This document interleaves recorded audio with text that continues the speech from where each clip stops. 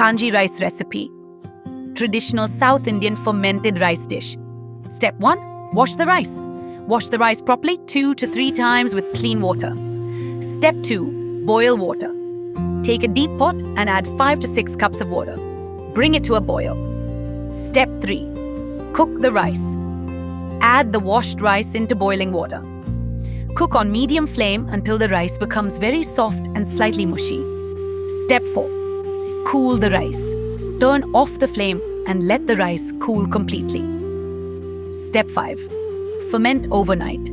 Keep the cooked rice covered overnight at room temperature for natural fermentation. Step 6. Prepare the kanji. Next morning, mix the rice gently. Add a little water if it feels too thick. Step 7. Add flavor. Add salt, chopped onion, green chili, and curd if using. Step 8. Prepare tempering. Optional.